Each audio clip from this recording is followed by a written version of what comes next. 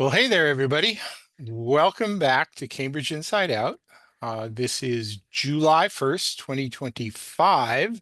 It's amazing how often I get the decade off, but I got it right this time. And you know, blew off the last couple of weeks. We're just getting started with doing the Harvard Summer School. So, things get a little bit busy there. But there are some things I certainly want to mention today. One is I guess sort of under the category of comings and goings. So just sort of point out, since as everybody knows, I follow, um, you know, all the various agendas of the Cambridge City Council, and not so much school committee, but just general civic affairs. Had a really good time at the Cambridge River Festival, where I saw my friend Ducky Down, who has been working for like 50 years. I don't know, I forget it, but a very, very long time for the Cambridge Department of Public Works, probably over 50 years. And I heard he was retiring. I noticed there was a city council resolution honoring his retirement. So, very, fairly well, Ducky. Um, a good, very much a good man. Also notice that Joe Grassi, former school committee member, and Cambridge police officer, also, there was a resolution congratulating him on his retirement. I remember him when he first joined the school committee and also when he first joined the police force. And now everybody's retiring but me, right? Um, I think it's also worth noting that at last night's, actually prior to last night's Cambridge City Council meeting, there was a little festivities honoring Charlie Sullivan, who's not retiring, thankfully, of the Cambridge Historical Commission. But they were honoring him. It was supposed to happen last year, but something came up that messed things up. Honoring him for his 50 years of service to the city of Cambridge. So, in a sort of an odd thing, kind of like when I went to my 16th high school reunion, which was the only one I ever went to until my 50th high school reunion. Um, so they were honoring Charlie for his 51 years of service yesterday. It was great, actually, meeting a lot of the people who've known Charlie for a very long time, including a lot of the people who've served on historical commission and some of the neighborhood conservation district commissions and things with whom Charlie would work in his role as executive director of the Cambridge Historical Commission. And by the way, Charlie and Susan Maycock were the ones who put together the 5 volumes of the Survey of Architectural History of Cambridge, which I've got multiple copies if anybody ever wants to borrow any of them, which are just absolutely, they really are the best histories. And I think when Charlie started out to do a revision of volume 4, which was Old Cambridge, I think that's kind of how it worked out, that it turned into his whole Building Old Cambridge, which is this tome, this like gigantic book. But it's great. And anyway, if you've never been on a historically themed walk with Charlie Sullivan, you've missed a lot. And so you should keep an eye out for that because there will be others. Um, Another person who is retiring in a few days is currently Deputy City Manager Owen O'Riordan. Owen I think he started out working in the Department of Public Works. He became a city engineer, and then became Commissioner of Public Works. And then when there was a transition at the city manager level, they asked Owen to come over and serve in that role of deputy city manager. He served as an interim city manager while we were waiting for our current city manager, Yian Huang, to assume the role. Uh, and he was the perfect person for the transition since he was incredibly familiar with all the city departments, which is really great if you have a city manager coming from the outside who's not necessarily so familiar. So anyway, fare thee well, Owen. You very much deserve your retirement, and I'll miss you.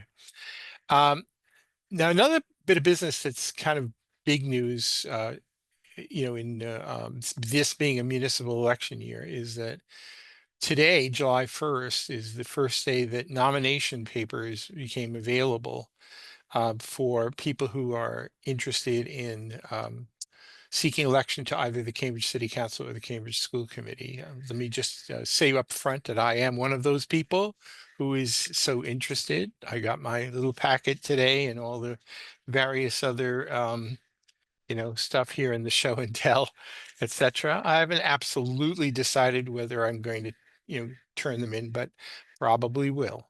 But I thought maybe what I do is just mention, and again, when the election commission was right down the street from me until recently, I could just I could just essentially roll out of bed and go and get updates on who the various candidates are who had pulled nomination papers. Um, a little harder now. I have to go walk into Central Square to do it, but that's still not so far. So most of the people who pulled nomination papers so far are people who I were expected to. Certainly some incumbents like Denise Simmons, Kathy Zusi, Sumbul Siddiqui, Jivan Sabrina Wheeler, Aisha Wilson, and Mark McGovern. Um, Dana Bollister, who ran not last time around, but the time before, uh, let me know that she was going to be a candidate a while back. A fellow named Scott Hannon, who lives in and around Central Square, um, had been posting on Nextdoor Cambridge that he was going to be a candidate, and we'll see if he follows through or not, but he certainly did pull papers today, as we say. A fellow named Nicholas Kaushi, who I've met actually even 2 years ago as a candidate, spent some time over his house, a delightful fellow, lives out on Huron Avenue. A little surprised to see his name, but he actually pulled papers. And again, remember, just because you pull nomination papers doesn't necessarily mean that you turn them in, but I was very happy to see his name there. Also, John Hanratty, who was a candidate 2 years ago, I think we'll follow through and turn in papers by the end of the month. July 31st is the deadline for getting in your minimum of 50 and maximum of 100 signatures. And then there's me, who's, well, that's just me. What can I say? On the school committee, one incumbent has so far pulled papers to run is David Weinstein. Um, I don't know who Ann Coburn is, but I had heard some rumor that somebody was going to run for school committee out of East Cambridge, so I guess that might be the person. Um, I was very interested and very pleased to see Jane Hershey's name in there. I first met Jane probably 30 years ago when I was spending a lot of time as the compost man for Cambridge, delivering backyard composters, and she was starting what's called City Sprouts, I think is the name of the organization. And in fact, let me actually just sort of go over to candidate pages here. So it's 30 years later, but there's Jane. And there she is sitting around planters, which it seems thoroughly appropriate. But I met her a long, long time ago in her role with City Sprouts. So anyway, I was very, very pleased to see her running. So it's important that voters have choices. So whenever I see people stepping up to be candidates, good people, I'm always really, really pleased. So it was a great thing to say. So uh, and anyway, not a whole lot more to say about that, and we'll see. It was early in the game. I actually went by there early afternoon, and I'm sure there were a few more people who pulled papers today for both city council and school committee. We'll see how it goes. I do know of a few people who intend to run, some of whom have been public about it, some of whom have chosen not yet to be public about it, and I'm respecting that.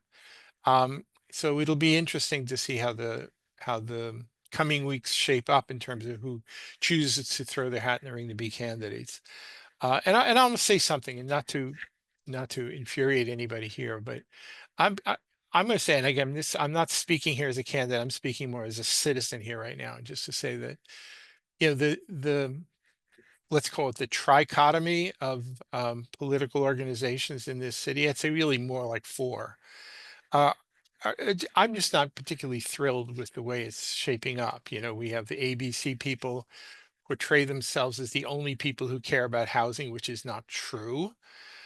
They do care about density, lots and lots of density, but and then the Cambridge Citizens Coalition, which is has a much more moderate view about things, and certainly stresses historic preservation. They are often seen as sort of, you know, black and white, Yankees versus the Confederates, Hatfields, McCoys, but it just doesn't make a lot of sense to me, honestly.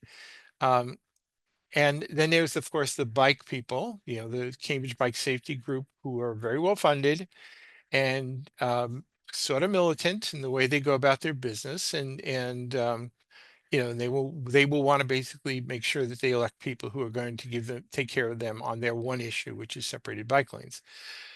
There is a fourth entity which I think is worth mentioning, especially in light of what happened in New York City, which is that we do have a kind of a local little bubbling up of a Democratic Socialists of America. Remember, local elections in Cambridge are nonpartisan elections. There are no parties, no party designations. You do not run as a member of a party. But in recent years, some candidates, most notably the people who are DSA affiliated, um, do like to sort of announce themselves as DSA people, and even though we have nonpartisan elections. So I'm guessing that even though I'm not a fan of them at all, but I would imagine with uh, Mr. Mamdami's, he wasn't elected yet, but in the mayoral election using ranked choice voting, just like well, not exactly the same system as we use in Cambridge, but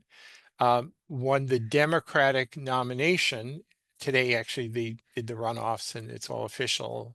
I think it's something like 56 to 44% in the final tally over Andrew Cuomo, former Governor Andrew Cuomo. And I think many people, I think, are correctly saying that there are a lot of people who are of the kind of socialist mindset who are viewing this as sort of a watershed moment, or somebody said they established a beachhead at Normandy, when they want to take over Europe. But, and I wouldn't be at all surprised if the Democratic Socialist brand became kind of a theme for a few candidates. I know of at least one who actually at least two, who thoroughly identify by that designation. So we'll see. So is this just going to be kind of a repeat on steroids of ABC, CCC, Cambridge Bike Safety, and the Democratic Socialists of America? Or are we going to look at the individuals involved, please, and just ignore a lot of that other stuff because there actually are some good people who are on both slates. Honestly, one of my very, very best friends and favorite political people is a full-time endorsee of the ABC group. Even though I'm not a big fan of the ABC group, and and then I don't know. I'm just going to say it.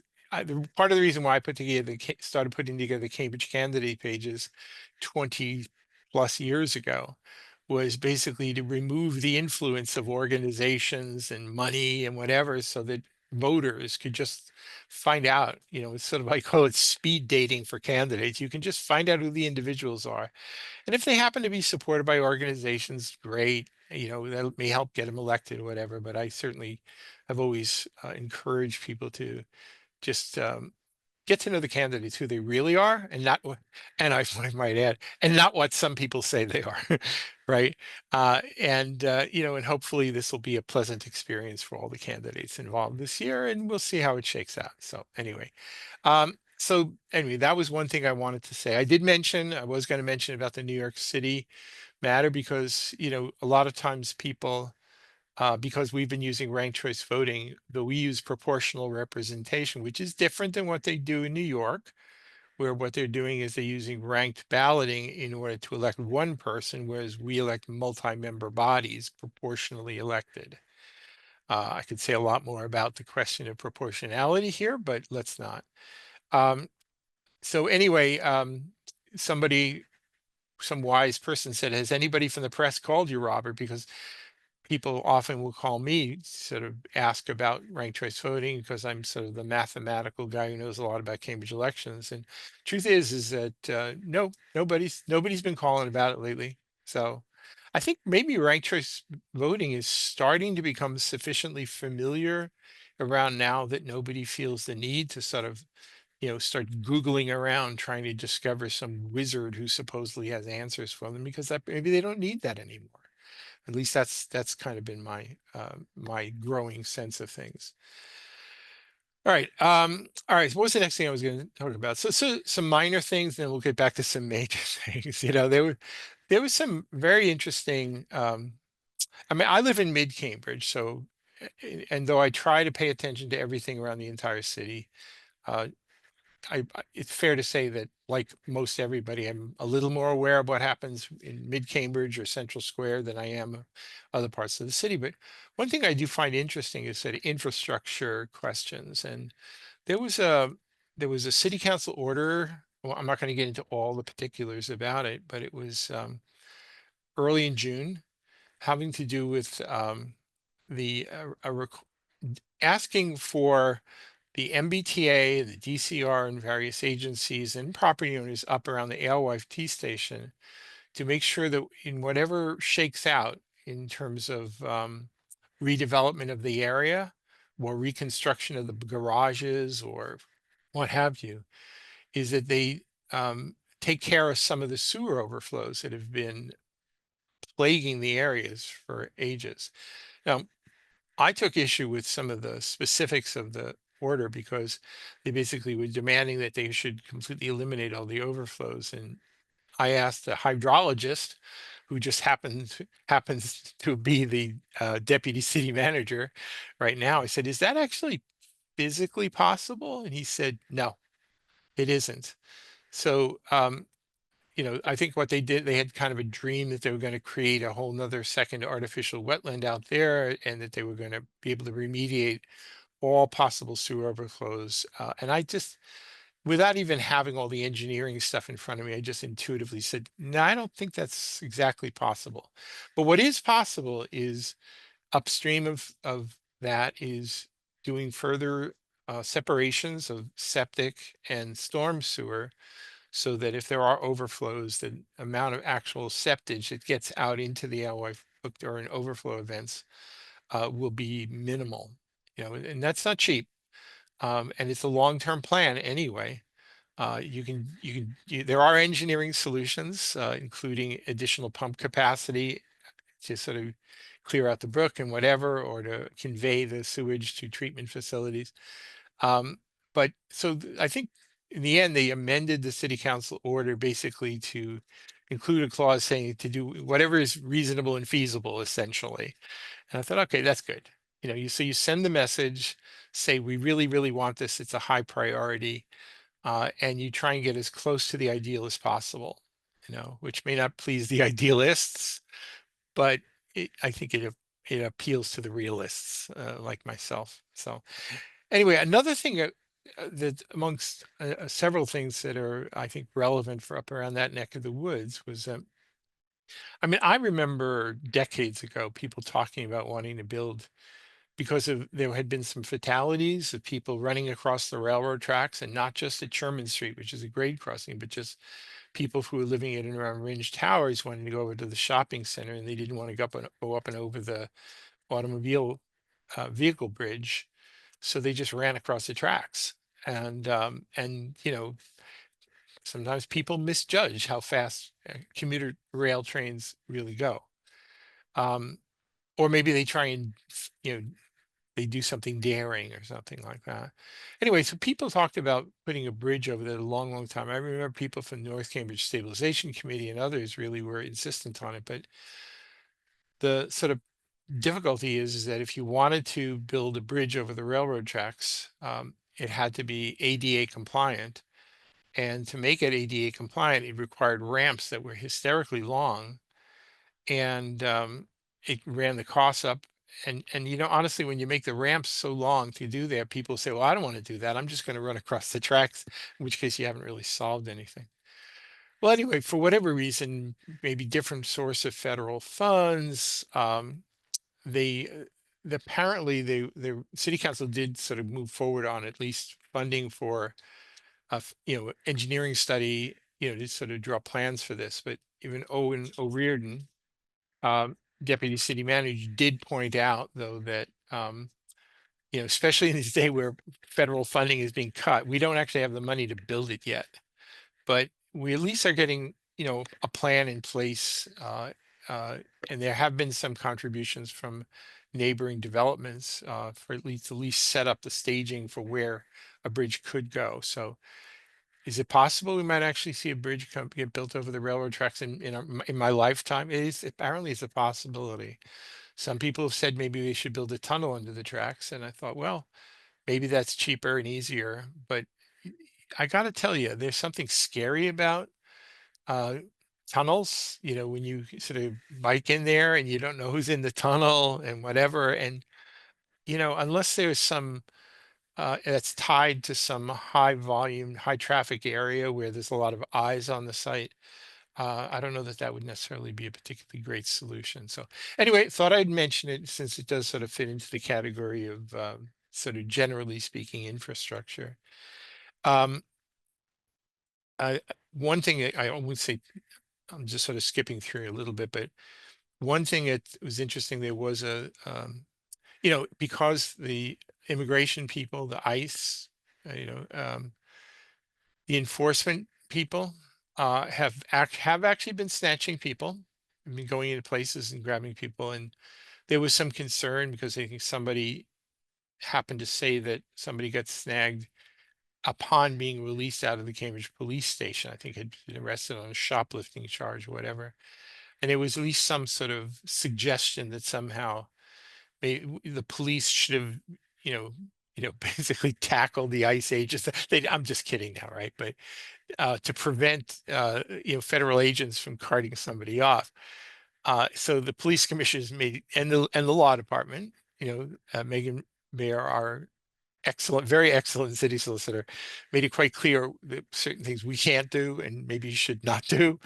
But there was a call in a city council order to modify the language in this, what we call I think it's called the Welcoming City Ordinance, which is really just the current iteration of sanctuary city ordinance that first was done in 1985, I think,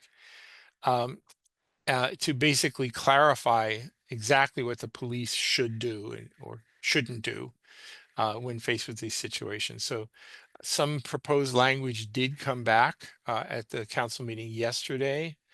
And I think it just gets referred to the ordinance committee. They also did a quick pass it to a second reading so they can quick get it in place because my gosh, this is so important right now. And I don't know that it really makes a whole lot of difference, quite honestly. Um, but and I actually was worried, just like with Harvard. Harvard is getting a lot of funding and other funding restrictions and grants being cut off and other things. Um, some of the universities around the country are being asked to completely disrupt how they do business or issue statements, rename departments, because God forbid you should have the words diversity, equity, or inclusion in the name of anything. So you rename it as something. And I said, okay, fine, a name is a name, who cares? But I'm actually worried that some of the more activist people will say, oh, that's capitulation. How dare you? You shouldn't change your name. You should stand up to the federal government. My attitude is, if there's a lot of money on the line and we're dependent on that money for housing subsidies and et cetera, swallow your pride. Uh, you know, Change the name, take the cash. You know, and you can call me a wuss for saying that, but I think that you got to be practical in times like these. And and if you want to make a big statement, great, but I don't think that's really the smartest move possible. Anyway, that was a relatively small thing. Another thing was very interesting, and I don't know if I mentioned this at the last time we did one of these programs, was that when I saw the outgoing city clerk, Diane LeBlanc, on her last day on the job, so we had a nice private meeting, and she was talking about how she was pressing the city councilors to pass an electronic records archiving policy, which basically just is meant to ensure that when there's all these essential records and old and historic documents that are within the city's possession, but even more recently the electronic records, and there has to be kind of a chain of custody and a proper archiving mechanism for these things so that as technologies changes, as technology changes, you're not stuck with all your records on paper tape or magnetic tape or CDs, which became DVDs, which now becomes the cloud and whatever. And I think when you're talking about vital records, especially for a historic city, it's kind of important that you kind of know that even as technologies change and media changes, that somehow all of our important records are going to remain intact. So the council did pass the policy, as of course they would, right? But I was just pleased to see that. There's another thing that happened, and it sort of went on during the entire month. There have been some appointments to certain city boards, particularly Historical Commission and a couple of the neighborhood conservation district commissions. Now, there's a little bit of funny business going on there, but I think the real issue here, there was one person I think was appointed to one of, I think maybe the Historical Commission that some people took issue with because he had said something that maybe made it suggest that he didn't think that neighborhood conservation districts were a good thing. I actually talked with him yesterday, and he seems like a pretty regular person that is not as crazy or radical as some people are making him out to be. But we actually have some city councilors who I'll say it straight out, who I think if they had their choice, they would simply uh, get rid of all the neighborhood conservation districts. They view them as obstructions to tearing down existing buildings that might be done in order to build bigger buildings that house more people, even if in fact a lot is lost in the process of doing that. I mean, if all, what do they say? If all you have is a hammer, everything looks like a nail. And some of the ABC oriented people in the city, a better Cambridge, are so hungry for packing in a maximum amount of housing, maximum amount of density that I do think a lot of them would just as soon see any old building that wasn't super dense just be washed away. So anyway, I liked the neighborhood conservation districts and the commissions, and I like the role that the historical commission is advising. They don't have drop dead authority to just stop everything cold, but they can slow certain things down and they can advise, and they've actually done a really great job of producing better projects out of which were better than what was initially proposed. So I think it's a good thing, but so people might want to complain that there are some members of a board that would like to get rid of neighborhood conservation district commissions. Well, let me tell you, the city council is a board that has, I think, at least two people, maybe more, who would just as soon get rid of them as well. And I think that would be a real tragic mistake. But anyway, that's just my opinion on this. I'm just going to take my little artificial pause here right now because I have a few other big items I'd like to talk about. So see you shortly on Cambridge Inside Out.